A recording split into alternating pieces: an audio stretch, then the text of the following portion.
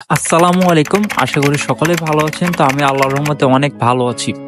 তো আজকের আমি খুবই একটা গুরুত্বপূর্ণ টপিকস নিয়ে আপনাদের সামনে কথা বলবো। ভিডিওটা সবাই দেখবেন স্কিপ না করে। তো আমি প্রথমে এই ভিডিওটা স্টেপ বাই স্টেপ আপনাদেরকে বলার ট্রাই করবো। প্রথমে আমি আপনাদেরকে বলবো যে কিভাবে আপনারা অর্থাৎ কি কি ভিসায় রাশিয়াতে আপনারা আসতে পারেন, এই বিষয়ে আপনাদের কথা বলবো। তো ফার্স্টে হচ্ছে স্টুডেন্ট ভিসা নিয়ে কথা বলবো। তো স্টুডেন্ট ভিসায় যারা আসতে চায় তাদের জন্য হচ্ছে রাশিয়াতে দুইটা ইনটেক আছে, একটা হচ্ছে ফেব্রুয়ারি ইনটেক আর একটা হচ্ছে সেপ্টেম্বর ইনটেক।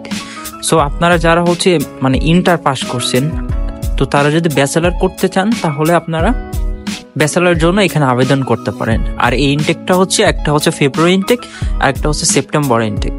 এবং যারা মাস্টার্স করতে চান, পিএইচডি করতে চান, তারা হচ্ছে এখানে অ্যাপ্লাই করতে পারেন। সো তাদের জন্য ওই সেম, তাদেরও দুইটা ইনটেক, একটা হচ্ছে ফেব্রুয়ারি ইনটেক আর একটা হচ্ছে সেপ্টেম্বর ইনটেক। এখন কথা হইতেছে যে আপনারা এখানে এসে কি মেইন কোর্সে ভর্তি হতে পারবেন প্রথমে? সো না, আপনাদের এখানে এসে ফার্স্টে হচ্ছে আপনাদেরকে ল্যাঙ্গুয়েজ কোর্স করতে হবে, অর্থাৎ প্রিপারেটরি কোর্স। আপনারা কখনো কেউ ল্যাঙ্গুয়েজ কোর্সের জন্য রাশিয়াতে আসবেন না, কারণ আপনি যদি ল্যাঙ্গুয়েজ কোর্স করেন সেক্ষেত্রে আপনার 1 বছর বা 1.5 বছর পরে আপনাকে আবার বাংলাদেশে চলে যেতে হবে। বাট আপনি যদি প্রিপারেটরি কোর্স করেন সেক্ষেত্রে আপনার প্রিপারেটরি কোর্স শেষ হওয়ার পরে আপনি মেইন কোর্সে, তখন আপনি রাশিয়ার যে কোনো ইউনিভার্সিটিতে ভর্তি হতে পারেন। ঠিক আছে, এখন এটা গেল স্টুডেন্ট ভিসায়। এখন আমি কথা বলবো যে ওয়ার্ক পারমিট ভিসায়। এখন ওয়ার্ক পারমিটের এখানে বিভিন্ন ধরনের রাশিয়াতে কাজ আছে। এখন কাজের ক্যাটাগরিগুলো কি কি? একটা হচ্ছে কনস্ট্রাকশন আছে, ফ্যাক্টরি কাজ আছে, তারপরে হচ্ছে কয়লা ফ্যাক্টরির কাজ আছে, পানি ফ্যাক্টরির কাজ আছে। এটা বিভিন্ন ধরনের হচ্ছে সেক্টর এখানে হচ্ছে খালি আছে। সো আপনারা সেই সব জায়গায় অ্যাপ্লাই করতে পারেন।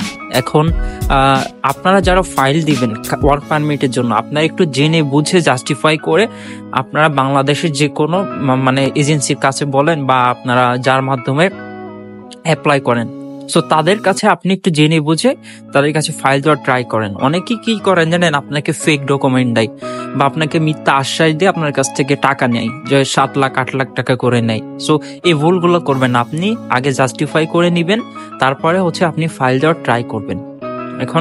এখন অনেকে আমাকে কোশ্চেন করেন যে ভাইয়া, ওয়ার্ক পারমিট ভিসায় গেলে আমার কি মস্কো শহর, এটা হচ্ছে রাশিয়ার রাজধানী, এখান থেকে কি আমাকে ডিপল করে কি বাংলাদেশে পাঠিয়ে দিবে? সো এই বিষয়টা হচ্ছে রাশিয়াতে হচ্ছে আপনার ইমিগ্রেশনে হচ্ছে আপনার যদি ডকুমেন্ট ঠিকঠাক থাকে, সবকিছু যদি পারফেক্ট থাকে, তাহলে আপনাকে কখনোই ডিফল করে বাংলাদেশে পাঠাই দিবে না। বাট কিছু কিছু ক্ষেত্রে আপনার ডকুমেন্ট ভুল থাকলে বা ওরা যদি সন্দেহজনক মনে করে, সেক্ষেত্রে আপনাকে তারা বাংলাদেশে ব্যাক করে দেয়। সো এই জিনিসটা মাথায় রাখবেন। অনেক স্টুডেন্টের ক্ষেত্রেও কিন্তু এটা হয় যে অনেক স্টুডেন্ট ভিসা নিয়ে এখানে আসছে, তাদের হচ্ছে ডিফল্ট করে দেয়। এটার কারণটা কি জানেন? মনে করেন যে আপনি আসছেন রাশিয়াতে, কিন্তু আপনি ইউনিভার্সিটিতে নক করেননি বা ইউনিভার্সিটিতে বললেন না যে হচ্ছে আমি অমুক তারিখে আসবো। সেক্ষেত্রে কি হয়, ওরা হচ্ছে জানে না যে হচ্ছে আমাদের ইউনিভার্সিটি থেকে স্টুডেন্ট আসছে। আবার কি করে জানেন, আপনার ইউনিভার্সিটি গুলা কিন্তু সকাল 9টা থেকে 5টা বা 4টা পর্যন্ত খোলা থাকে। অনেকে কি করে, রাত্রে আসেন। তো রাত্রে যখন আসেন তখন ইমিগ্রেশন অফিসার কিন্তু আপনার যে ইউনিভার্সিটি, আপনার যে ভিসা যেখানে থাকে সেখানে কিন্তু আপনার ইউনিভার্সিটির নাম থাকে। সো ইউনিভার্সিটির যখন তারা ফোন দিতে চায়, ফোন দিলে ধরে না, তা ভাববে যে হচ্ছে তারা ফেক। আপনারা এটা চিন্তা করবেন যে আপনারা সবসময় দিনের বেলা আসার ট্রাই করবেন, যাতে হচ্ছে আপনাকে ফোন দিলে ইউনিভার্সিটিতে হচ্ছে তারা পায়। আমার একটা ফ্রেন্ড আছে, সো ও আসছে, আসার পরে ওকে কিন্তু ডিপল করে বাংলাদেশে পাঠাইতেছে। ও আসে রাত্রে তখন 12টা বাজে, একদম সারা রাত ছিল, সকালে পর্যন্ত না, ওরা হচ্ছে পরের দিন হচ্ছে আপনাকে ডিপল করে বাংলাদেশে পাঠাই দিচ্ছে। সো এই ভুলগুলা করবেন না। আর ওয়ার্ক পারমিটের ব্যাপারটা হইতেছে ভাই, বিশ্বাস করে আপনি ফাইলগুলো দিবেন মানুষের কাছে। আপনি যদি 100% ট্রাস্ট হয়, সেক্ষেত্রে আপনি তাদের কাছে ফাইল দিবেন। এবং আপনাকে অনেক টাকা কিন্তু খাতিয়ে নিচ্ছে এজেন্সি আলাদা। সো এইসব এজেন্সির কাছ থেকে আপনি সতর্ক থাকবেন। এবং আপনি এখানে আসবেন, এখানে স্যালারি কেমন হয় রাশিয়াতে, সো এটা হচ্ছে কাজের উপরে ডিপেন্ড করে যে আপনি কোন কোম্পানিতে যাচ্ছেন বা আপনি কোন কাজের জন্য আসছেন। সো আপনি যদি ভালো কোম্পানিতে যান, সেক্ষেত্রে আপনার 90 বা 1 লাখ টাকা মতো এরকম মান্থলি ইনকাম করতে পারবেন বা লাখের উপরে করতে পারেন। এখন অনেক কোম্পানি দেখা যায় কি জানেন, যে আপনার আপনার বলে এক কিন্তু এখানে করে এক। সো অনেক কোম্পানি না, এটা হচ্ছে অনেক দালাল, এক কথায় দালাল না, যারা হচ্ছে এগুলো নিয়ে বিজনেস করে আপনাকে বলবে যে হচ্ছে এখানে 1 লাখ টাকা বা 2 লাখ টাকা আপনি মান্থলি ইনকাম করতে পারবেন। বাট এদের কথায় কান দিবেন না, যা অনেস্টলি বলতেছি, আপনি এখানে সর্বনিম্ন 1 লাখ টাকা বা তার বেশি ইনকাম করতে পারবেন। আর পার্ট টাইম জব, অর্থাৎ অনেকে বলেন যে ভাই আমি ওভার টাইম করতে পারবো, বাট রাশিয়াতে কোনো ওভার টাইম বলতে কি জানেন, আপনার সব কাজ 12 ঘন্টা, 8 ঘন্টা, 9 ঘন্টা, কোনো ডিউটি নাই। সো কিছু কিছু হচ্ছে স্পেসিফিক কোম্পানি আছে, তারা মনে করেন যে 9 ঘন্টা বা 10 ঘন্টা করায়, বাট 12 ঘন্টা আপনার সর্বনিম্ন কাজ করা লাগবে এইখানে। যদি কাজ করেন তাহলে আপনি স্যালারি পাবেন। এবং সপ্তাহে 2 দিন ছুটি থাকে, শনি রবি। এটা হচ্ছে আপনার সব রাশিয়া পুরা সবকিছু বন্ধ থাকে এই 2 দিন। আমাদের যেমন শুক্রবার বন্ধ থাকে, আর এখানে হচ্ছে শনি রবি 2 দিন বন্ধ থাকে। তো এবার আমি কথা বলবো যে রাশিয়াতে আপনি ওয়ার্ক পারমিট এবং স্টুডেন্ট ভিসা বাদে কোন কোন ভিসায় আপনি এখানে আসতে পারবেন। তো আপনি হচ্ছে এখানে ট্যুরিস্ট ভিসায় আসতে পারেন, ট্যুরিস্ট ভিসায় আসতে পারেন এবং বিজনেস ভিসায় আসতে পারেন। তাহলে কয়টা ক্যাটাগরি গেল? Student visa, work permit visa, business visa আর হচ্ছে ট্যুরিস্ট ভিসা। এখন অনেকে আবার কি করেন জানেন, আপনারা চান যে হচ্ছে ট্যুরিস্ট ভিসা এসে এখানে কাজ করার হচ্ছে ভিসাটা আপনি কনভার্ট করে নেবেন। সো এটা আপনি পারবেন না। আপনি ট্যুরিস্ট ভিসায় আসেন বা বিজনেস ভিসায় আসেন, এইখানে যদি এই ক্যাটাগরির ভিসাতে আসেন তাহলে আপনি এখানে কনভার্ট করতে পারবেন না ওয়ার্ক পারমিট ভিসায়। সো আপনার যে ভিসার যখন মেয়াদ থাকবে, যে মেয়াদ যদি শেষ হয়ে যায়, তখন আপনাকে আবার বাংলাদেশে চলে যেতে হবে, বুঝছেন। এখানে রাশিয়াতে হচ্ছে এই সিস্টেমটা নাই।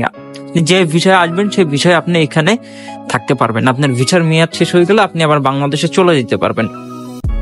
তো ওয়ার্ক পারমিট ভিসায় আপনি এখানে কাজ করতে পারবেন, আপনার ভিসার মেয়াদ শেষ হয়ে গেলে আপনার কোম্পানি থেকে আপনাকে আবার ভিসা রিনিউ করে দেবে।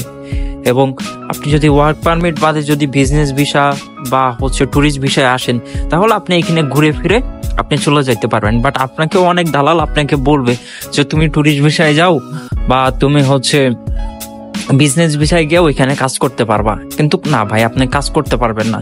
আপনার ভিসার মেয়াদ শেষ হয়ে গেলে আপনাকে আবার বাংলাদেশে চলে যেতে হবে। এদিকে অনেক স্ট্রেট ফরওয়ার্ড, বুঝছেন। রাশিয়ার এইগুলো খুবই স্ট্রেট ফরওয়ার্ড। এবং আপনারা অনেকে ভাবেন যে হচ্ছে রাশিয়াতে স্টুডেন্ট ভিসায় গেলে নাকি কাজ করতে পারে না। সো এই ধারণাটা ভুল।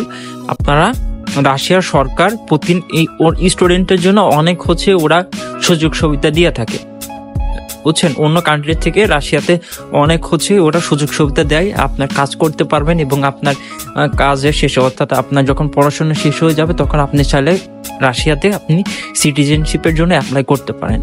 এবং অনেকে আবার কোশ্চেন করেন যে ভাই আমি তো ওয়ার্ক পারমিটে আছি, আমি কি এখানে সিটিজেনশিপ পাবো? আপনি যদি 4 থেকে 5 বছর মতন থাকেন এইখানে, তখন আপনি আবার সিটিজেনশিপের জন্য ওয়ার্ক পারমিট থেকে অ্যাপ্লাই করতে পারেন। সো এটার ক্রাইটেরিয়া আলাদা।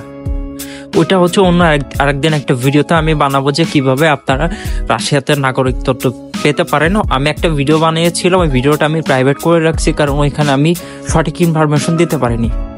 সো আমি ইনফরমেশন কালেক্ট করে আবার আমি ভিডিও বানাবো যে কিভাবে আপনারা রাশিয়াতে সিটিজেনশিপের জন্য অ্যাপ্লাই করতে পারেন। পুরো ফুল প্রসেস আমি ওই ভিডিওতে আপনাদেরকে জানাবো।